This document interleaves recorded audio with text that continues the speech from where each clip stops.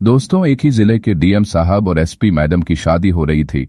शादी के अंदर सब कुछ ठीक ठाक चल रहा था और डीएम साहब ने वहां पर भिखारियों के खाने पीने का इंतजाम भी किया था, क्योंकि उनका मानना था कि हम इंसान हैं और हमें इंसानियत कभी नहीं भूलनी चाहिए। यानी कि डीएम साहब बड़े ही दयालु किस्म के आदमी हैं, तो इसी वजह से अपनी शादी में उन्होंने भिखारियों के लिए भी खाने पीने का प्रबंध किया है। और शादी के अंदर जब दूल्हा दुल्हन स्टेज पर बैठे हुए थे, सभी लोग उनको बधाइयां देने के लिए आ रहे थे। उसी समय एक भिखारी स्टेज पर चढ़ जाता है। स्टेज पर चढ़ने के बाद वह डीएम साहब की तरफ बड़ी घूर घूर कर देखने लगता है और उन्हें देखकर हंसने लगता है। हंसते हंसते वह उनसे कहने लगता है कि अगला नंबर तेरा है। ऐसा कहकर वह जोर जोर से हंसने लगता है। और इस बात को देखकर जो एसपी मैडम दुल्हन के लिबास में बैठी हुई थी, वह एकदम से पुलिस वालों को आदेश देती है और उसे वहां से निकालने के लिए कहने लगती है। लेकिन तभी जो डीएम साहब होते हैं वह पुलिस वालों को रोकते हैं और रोकने के बाद उससे पूछते हैं कि भाई, तुम यह क्यों कह रहे हो कि अगला नंबर तेरा है? क्योंकि डीएम साहब के दिमाग में चल रहा था कि यह कौन है और यहां पर आकर मुझसे इस तरह से बात क्यों कर रहा है, जबकि इसे पता है कि मैं यहां का डीएम हूं और मैं इसके साथ बहुत कुछ गलत कर सकता हूं। बार बार उसे यहां से भगाने का आदेश दे रही थी, लेकिन डीएम साहब के कहने पर वह पुलिस वाले रुक जाते हैं। दूसरा कारण यह भी था क्योंकि जब वह स्टेज पर चढ़ा था तो जब एक चेहरे की हवाइयां उड़ गई थी उस भिखारी को देखकर, तो वह जानना चाहते थे कि यह व्यक्ति ऐसा क्यों कह रहा है और इसके पीछे कहीं कोई गहरा राज तो नहीं। इस बात को जानने के लिए डीएम साहब उसको एक साइड में ले जाते हैं और एक साइड में ले जाकर उससे पूछने लगते हैं कि तुम्हें पता नहीं है कि मैं कौन हूं और मेरी पत्नी कौन है? हम लोग यहाँ के बहुत बड़े अधिकारी हैं और हम चाहे तो तुम्हें एक ही झटके में जेल की सलाखों के पीछे करवा सकते हैं। इसके बाद जो भिखारी होता है वह कहता है कि साहब, मुझे है कि आप बहुत बड़े अधिकारी हो, लेकिन जो मैं आपसे कह रहा हूं वह बात सही है, क्योंकि जिससे आप शादी करना चाहते हो उसको मैं अच्छी तरह से जानता हूं। अब इस बात को सुनकर डीएम साहब बड़े ही हैरान हो जाते हैं। वह थोड़ी देर तक सोच विचार करते हैं और सोच विचार करने के बाद उससे कहने लगते हैं कि कैसे जानते हो तुम इसको, और क्या कनेक्शन था तुम्हारा इससे? इसके बाद जो भिखारी होता है वह कहता है कि साहब, अगर आपको मेरी एक कहानी सुननी है तो उसके लिए थोड़ा सा टाइम लगेगा और थोड़ा सा टाइम अगर आपके पास हो तो ही मैं आपको बता सकता हूं। इसके बाद डीएम साहब उससे कुछ कह पाते उतनी ही देर में वहां पर आ जाती हैं और आने के बाद डीएम साहब से कहने लगती हैं कि चलो, यहां पर क्या कर रहे हो? हमारी शादी है और इस तरह से तुम इसके साथ क्या बातें कर रहे हो? इसके बाद डीएम साहब को और भी ज्यादा शक हो जाता है, क्योंकि बार बार उस भिखारी को वहां से भगाने की चेष्टा कर रही थी और डीएम साहब से उसे न मिलने की कोशिश कर रही थी। इसके बाद डीएम साहब कहते हैं कि चलो, तो मैं आ रहा हूं, और उसके बाद में उस भिखारी से उसकी कहानी पूछने लगते हैं। भिखारी कहता है कि आज से लगभग 5-6 साल पहले दिल्ली के कॉलेज में एक लड़का पढ़ा करता था जिसका नाम था मिथिलेश, जिसके पिता फर्नीचर के बहुत बड़े व्यापारी हैं और वह पढ़ाई लिखाई भी अच्छी तरह से किया करता था। उसी की क्लास में एक लड़की पढ़ा करती थी जिसका नाम था पायल और दीपक दोनों एक दूसरे को पसंद करने लगते हैं और पसंद करने के बाद वह दोनों एक दूसरे से शादी करने का फैसला कर लेते हैं। पायल का घर परिवार भी काफी अच्छा खासा है। उसके भाई और पिता बड़े बड़े अधिकारी हैं और इसी वजह से वह भी पढ़ लिख कर एक बड़ा अधिकारी बनना चाहती है। इसके बाद जब अपने घर में बात करती है कि उसे शादी करनी है और एक दीपक नाम के लड़के से प्यार करती है, तो इसके बाद उसके घर वाले शादी के लिए खुशी खुशी राजी हो जाते हैं। इधर मिथिलेश के घर वाले भी शादी करने के लिए एग्री हो गए थे। दोनों की शादी हो जाती है और शादी होने के बाद दोनों अपना हंसी खुशियां जीवन व्यतीत करने लगते हैं। मिथिलेश अपने पिता के बिजनेस को हैंड ओवर कर लेता है और उसी को वहीं पर रहकर चलाने लगता है। इधर जो पायल थी वह आगे की पढ़ाई लिखाई करना चाहती है और पढ़ लिख कर अपने भाई और पिता की तरह एक बड़ा पदाधिकारी बनना चाहती है। इसी बात को सोचकर पायल पढ़ाई करती रहती है और मिथिलेश उसको पढ़ाई में सपोर्ट करता है। धीरे धीरे करके जो पायल होती है वह आईपीएस ऑफिसर बनने के बाद एक डिस्ट्रिक्ट के अंदर जाकर अपना चार्ट संभालने लगती है। इधर जो मिथिलेश होता है वह अपने बिजनेस में दिन रात मेहनत करता है, लेकिन तकदीर उसका साथ नहीं देती है और उसका बिजनेस डाउन होने लगता है। पायल का भविष्य तरक्की पर हो जाता है और मिथिलेश का भविष्य अंधकार में हो जाता है। उसका बिजनेस डाउन होने लगता है और एक साल बीत जाता है और एक साल के अंदर मिथिलेश का पूरा बिजनेस ठप पड़ जाता है। मिथिलेश अपने धंधे को घटता हुआ देखकर बहुत ज्यादा परेशान रहने लगता है और वह डिप्रेशन का शिकार हो जाता है। जहां पर मिथिलेश का बिजनेस था वहां पर उसे कुछ भी अच्छा नहीं लगता है और वह सभी लोगों की तरफ अजीब निगाहों से देखने लगता है। इसके बाद जो मिथिलेश के घर वाले होते हैं वह उसे सलाह देते हैं कि बेटा, तेरी पत्नी एक बड़ी अधिकारी है, उसको आवाज भी मिला होगा, तो तू ऐसा कर, कुछ दिन उसके पास चला जा, तेरा भी मन भर जाएगा और कोई भी कैसी भी दिक्कत नहीं होगी।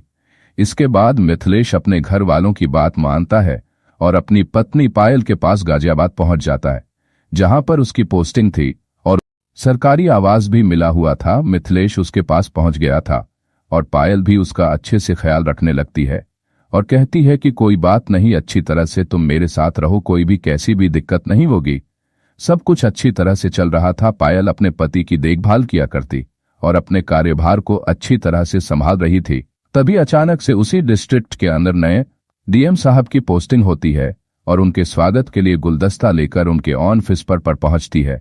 जैसे ही वह डीएम साहब को देखती है तो पहली नजर में उसको अपना दिल दे बैठती है और उसके बाद पायल के दिमाग में डीएम साहब के लिए प्यार उमड़ने लगता है और उसके बाद वह उसे दिलो जान से प्यार करने लगती है।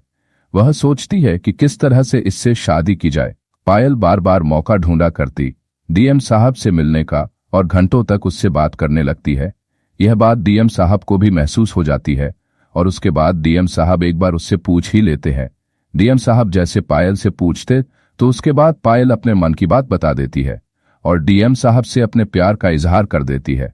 अब यह बात जैसे कौशल सुनता है तो उसे एकदम से यह बात बड़ी अजीब लगती है, लेकिन फिर भी वह सोचता है कि कोई बात नहीं हो सकता है, पहली ही नजर में इसे मुझसे प्यार हो गया हो। डीएम साहब बड़े ही सुलझे हुए इंसान थे और बहुत ही ज्यादा दयावान थे। डीएम साहब कहते हैं कि ठीक है, अगर ऐसी बात है तो कोई बात नहीं, हम दोनों शादी कर लेंगे। अब जैसी पायल शादी की बात सुनती है तो एकदम से उसके होश उड़ जाते हैं, लेकिन वह यहां पर जैसे तैसे करके बात को संभाल लेती है, क्योंकि पायल की पहली शादी हो चुकी है और उसका पति डिप्रेशन की हालत में घर के अंदर रहा करता है और उसे उसकी देखभाल करनी पड़ती है। लेकिन पायल का प्यार डीएम साहब के लिए कुछ ज्यादा ही था, तो इसी वजह से वह मिथिलेश के कॉलेज वाले प्यार को भूल रही थी और मिथिलेश को रास्ते से हटाना चाहती है। इसी वजह से पायल एक डॉक्टर के पास जाती है और डॉक्टर से कुछ ऐसी मेडिसिन ले लेती है जिन मेडिसिन को खाने के बाद मिथिलेश की दिमागी कंडीशन थोड़ी सी खराब हो जाएगी। पायल डॉक्टर साहब से मेडिसिन को ले आई थी और लाने के बाद अपने पति को डिप्रेशन की दवाई बोलकर देने लगती है। वह झूठ मूठ का ड्रामा किया करती है उसका ख्याल रखने का और उसे उन दवाइयों को खिलाती रहती है। धीरे धीरे कुछ समय बीतता है और कुछ समय बाद अचानक से जो मिथिलेश होता है उसकी दिमागी हालत बहुत ज्यादा खराब होने लगती है। इसके बाद पायल मिथिलेश को पागल खाने में भर्ती करा देती है और दीपक वहां पागल खाने में पागलों के बीच में रहने लगता है। वहां पर रहने के बाद जो दवाई उसे पायल दिया करती थी वह उसे नहीं मिलती है और धीरे धीरे मिथिलेश को उन दवाइयों का असर खत्म हो जाता है और वह पूरी तरह से स्वस्थ हो जाता है। लेकिन जैसे ही उसे होश आता है कि वह पागल खाने के अंदर है तो वह इधर उधर देखने लगता है और डॉक्टरों से गुहार लगाने लगता है। कहता है कि साहब, मैं पागल नहीं हूं, मैं बिल्कुल स्वस्थ हूं और कोई भी कैसी भी दिक्कत नहीं है। लेकिन डॉक्टर उसकी एक नहीं सुनते हैं और उसे पागल खाने के अंदर ही भर्ती करके रखा जाता है। अब इसी दौरान डीएम साहब के घर वाले डीएम साहब से शादी के लिए बोलने लगते हैं। कहते हैं कि बेटा कौशल, अब तू शादी के योग्य हो गया है और अब तुझे शादी कर लेनी चाहिए।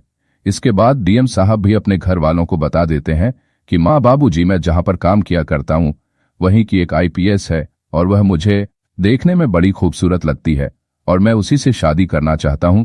अब जो कौशल के घर वाले होते हैं उन्हें इस बात से कोई भी परेशानी नहीं थी, क्योंकि लड़की आईपीएस थी और देखने में काफी ज्यादा खूबसूरत थी। जब सौरभ ने उनको उसका फोटो दिखाया था तो उसे देखकर उन्होंने भी झट से हामी भर ली थी और कहा था कि ठीक है बेटा, अगर इस लड़की से शादी करना चाहता है तो इसी से शादी कर ले, क्योंकि अब अड़ोस पड़ोस के लोग बातें बनाने लगे हैं और कह रहे हैं कि तुम्हारा बेटा शादी कब करेगा, काफी ज्यादा उम्र हो चुकी है। कौशल पायल से शादी की बातें कर लेता है और बातें तय हो जाती हैं और सौरभ के घर वाले एक निश्चित मुहूर्त निकालकर दोनों की शादी तय करा देते हैं। जब सौरभ पायल से उसके घर वालों से मिलाने के लिए कहता है तो वह तरह तरह के बहाने लगा दिया करती है और उनसे मिलने से मना कर दिया करती है। शादी तय हो गई थी और शादी होने में लगभग 6 महीने का समय था। अब कौशल और पायल दोनों एक दूसरे के साथ कुछ ज्यादा ही टाइम बिताने लगते हैं और वह जब भी समय उन्हें मिला करता दोनों एक दूसरे के साथ बैठा करते और हंस हंस कर बातें किया करते थे। इधर जो मिथिलेश है वह पागल खाने में डॉक्टरों से बार बार कहा करता है कि मुझे छोड़ दो, मैं पागल नहीं हूं, लेकिन कोई भी डॉक्टर उसकी बात नहीं सुनता है। तभी एक दिन अचानक से एक बड़े डॉक्टर साहब वहां पर विजिट करने के लिए आते हैं और मिथिलेश उन्हें देखकर समझ जाता है कि यह कोई बड़े डॉक्टर हैं। अगर यह चाहे तो मुझे यहां से बाहर निकाल सकते हैं। इसके बाद मिथिलेश उनके सामने जाता है और उनसे गुजारिश करने लगता, कहता है कि साहब मुझे पता है कि आप बड़े डॉक्टर साहब हो और आप चाहो तो मुझे यहां से बाहर निकाल सकते हो। मैं बिल्कुल भी पागल नहीं हूं, वह तो मेरी पत्नी ने मुझे कुछ दवाइयां खिलाई थी जिनकी वजह से मैं पागल हो गया हूं। इसके बाद डॉक्टर साहब उसका टेस्ट करते हैं और टेस्ट करने के बाद उन्हें पता चल जाता है कि इसकी दिमागी हालत काफी ज्यादा अच्छी है और इसे अब यहां पर रहने की कोई भी जरूरत नहीं है। उसके बाद डॉक्टर साहब उसे वहां से भेजने के लिए तैयार हो जाते हैं और मिथिलेश को वहां से भेज देते हैं। मिथिलेश वहां से निकलता है और निकलने के बाद सीधा अपनी पत्नी के आवास पर पहुंच जाता है। लेकिन जैसे ही वह घर पर पहुंचता है तो देखता है गार्डन के अंदर उसकी पत्नी एक और व्यक्ति के साथ बैठी हुई है और हंस हंस कर बातें कर रही हैं। यह बातें देखकर मिथिलेश वहीं पर छुप जाता है और छुप छुप कर पायल का पीछा करने लगता है और उसके बारे में जानकारियां निकालने लगता है। कुछ संतरी जो वहां पर पायल की रखवाली के लिए रहा करते थे उनसे पूछ लिया करता है कि हाँ मैडम कौन है और इनके साथ यह व्यक्ति कौन है, तो वह उसे बता देते हैं कि इन दोनों की शादी होने वाली है और लगभग 6 महीने बाद इन दोनों की शादी हो जाएगी। इसके बाद एक बार तो मिथिलेश सोचता है कि क्यों ना जाकर इससे सब कुछ साफ साफ बोल दूं कि तूने मेरे साथ अच्छा नहीं किया है। लेकिन उसे पता था कि इसकी शादी डीएम से होने वाली है और यह यहाँ की आईपीएस है, अगर यह चाहे तो मेरे साथ कुछ भी कर सकती है। और इसी डर के कारण जो मिथिलेश होता है वह उसे कुछ भी नहीं कह पाता है और वहां से इधर उधर भटकने लगता है। अब जब अपने माता पिता के पास जाने की सोचता है तो फिर उसे एक बार फिर से ख्याल आता है और वह सोचता है कि अगर पायल को यह पता चल गया कि मैं ठीक हो गया हूं तो फिर मेरे साथ कुछ गलत कर देगी और मुझे दोबारा से पागल खाने में भेज देगी। इसी वजह से दीपक ना तो अपने घर जाता है और ना ही पायल से कुछ कह पाता है। वह उसी शहर के अंदर रहकर वहीं पर भीख मांगने लगता है और भीख मांगकर अपना गुजारा करने लगता है। धीरे धीरे 6 महीने बीत जाते हैं और 6 महीने बाद अचानक से एक शादी का इनविटेशन सभी भिखारियों में भी बांटा जाता है। जो शादी थी डीएम साहब और की यानी कि उसकी पत्नी पायल की शादी अब डीएम साहब से होने वाली है और उसका इनविटेशन मिथिलेश को भी मिला है। इस बात को देखकर मिथिलेश उस शादी में जाने का फैसला कर लेता है और शादी के दिन उस शादी में पहुंच जाता है। वहां पर जाकर भिखारियों के लिए खाने के लिए अलग से प्रबंध था और उन्हें भरपेट खाना यहां पर खिलाया जा रहा था। स्टेज सजा हुआ था और स्टेज के ऊपर काजल बैठी हुई थी और साथ में डीएम साहब बैठे हुए थे। इसके बाद मिथिलेश वहां पर जाता है और वहां पर जाकर डीएम साहब की तरफ देखकर हंसने लगता है। हंसता हंसता उससे कहने लगता है कि अगला नंबर तेरा होगा और ऐसा कहकर दोबारा से हंसने लगता है। ऐसा कहकर दीपक डीएम साहब से कहता है कि इससे आगे की कहानी आपको पता है, क्योंकि वह लड़का मैं हूं जिसका नाम मिथिलेश है और वह कलेक्टर साहब आप हो जिसका नाम कौशल है और पायल मेरी पत्नी थी, उससे मेरी शादी हो चुकी थी लेकिन उसने मुझे रास्ते से हटाया और आपसे शादी करने के लिए आपको अब तक यह नहीं बताया होगा कि उसकी मेरे से शादी हो चुकी है। और जो डीएम साहब होते हैं वह उसकी बात को सुनते हैं और साथ में उन्हें वह सारी बातें याद आती है कि पायल कैसे बार बार उसे यहां से भगाने की कोशिश कर रही थी और वह नहीं चाहती थी कि डीएम साहब की बात उससे हो जाए। इसके बाद डीएम साहब को पूरी तरह से मिथिलेश पर विश्वास हो जाता है, लेकिन फिर भी वह उससे पूछने लगते हैं कि यह बताओ अगर तुम पागल खाने में थे तो तुम्हारे पीछे जो इस घर के अंदर हुआ था वह बातें तुम्हें कैसे पता है। तो वह कहता है कि साहब जब मैं वहां से छूटा था तो उसके बाद मैंने पूरी तरह से तहकीकात की थी और तहकीकात करने के दौरान सारी की सारी बात मेरे सामने आ गई थी, क्योंकि अड़ोस पड़ोस के लोग इस बारे में बातें बनाते थे कि इसने अपने पति को पागल घोषित कर दिया और दूसरे व्यक्ति से शादी कर रही है। इसके बाद डीएम साहब इस बात को डबल चेक करना चाहते हैं और वह पायल को वहीं पर अपने पास बुला लेते हैं। बुलाने के बाद वह पायल से कहने लगती कि पायल क्या तुम इसे जानती हो। तो उसके बाद पायल थोड़ी सी चुप होती है लेकिन उसके बाद कह देती है कि नहीं मैं इसको नहीं जानती। तो मिथिलेश कहता है कि क्यों झूठ बोल रही हो, मैं तुम्हारा पति नहीं हूं जिससे तुमने शादी की थी और कॉलेज के अंदर हम एक दूसरे के साथ पढ़ा करते थे। लेकिन पायल साफ साफ मना कर देती है और कहती है कि नहीं मेरा इससे कोई भी ताल्लुकात नहीं है और मैं इसे कैसे भी नहीं जानती हूं। तभी जो मिथिलेश होता है वह अपने पास से अपने पर्स को निकालता है जिस पर्स के अंदर आज तक भी उसने अपना और काजल का फोटो रख रखा है। लेकिन वह बीच में से फटा हुआ है। इसके बाद मिथिलेश उसे पर्स में से उस फोटो को निकालता है और डीएम साहब के सामने रख देता है। डीएम साहब उस फोटो को देखने के बाद इस बात को डबल चेक कर चुके थे और उसके बाद वह पायल को वहीं से अरेस्ट करवा देते हैं। अपने पति को धोखा देने के लिए और उसके साथ झूठ बोलकर शादी करने के लिए आईपीएस साहब को पकड़वा दिया गया था और उसके खिलाफ विभिन्न धाराओं में मुकदमा चल जाता है। कुछ दिनों तक मुकदमा चलता है और उसके बाद पायल को जेल हो जाती है। इसके बाद जो डीएम साहब थे वह मिथिलेश की मदद करते हैं और उसे एक अच्छा सा बिजनेस सेटअप करके दे देते हैं। मिथिलेश वहां पर मेहनत करता है और मेहनत करने के बाद अपने खोए हुए रुतबे को दोबारा से प्राप्त कर लेता है और अपने माता पिता से मिलने के लिए भी पहुंच जाता है। जब वह अपने घर जाता है तो उसके माता पिता कहते हैं कि बेटा तू कहाँ चला गया था? हमने तो कई बार तेरी पत्नी के पास भी फोन किया था, लेकिन उसने बोल दिया कि मुझे नहीं पता कि वह कहाँ चला गया। डिप्रेशन के मारे वह यहां से कहीं निकल गया है और वह इधर उधर घुमा करता है। जब उसके घर वालों से बात की थी तो उन लोगों ने भी यही बात बताई थी और हम लोग तो बड़े परेशान हो गए थे। लेकिन जब मिथिलेश अपनी पूरी कहानी अपने माता पिता को बताता है तो वह लोग भी अपने बेटे की इस बात को सुनकर थोड़े से मायूस हो जाते हैं और सोचने लगते हैं कि हमारे बेटे ने कितने कष्ट सहे हैं। इसके बाद मिथिलेश के माता पिता डीए साहब के पास जाते हैं और हाथ जोड़कर उनका बहुत धन्यवाद करते हैं। कहते हैं कि साहब आपकी वजह से आज हमारा बेटा दोबारा से समाज में सर उठाकर जिंदगी जी रहा है, वरना ऐसे भिखारियों की तरह इधर उधर घूमता रहता है। इसके बाद डीएम साहब कहते हैं कि कोई बात नहीं, जो भी हुआ वह अच्छे के लिए हुआ है। अगर यह नहीं होता तो शायद मेरी जिंदगी पूरी तरह से बर्बाद हो जाती, क्योंकि ऐसी महिला का क्या भरोसा जो आज इसके साथ है कल उसके साथ है। हो सकता है वह मुझे भी छोड़कर किसी और के साथ चली जाती। तो दोस्तों, यह थी एक छोटी सी कहानी जहां पर डीएम साहब की शादी में एक भिखारी आया और भिखारी आने के बाद डीएम साहब ने अपनी ही दुल्हन को सलाखों के पीछे कर दिया। अब क्या कहना चाहते हो डीएम साहब? कौशल के बारे में आप क्या कहना चाहते हैं?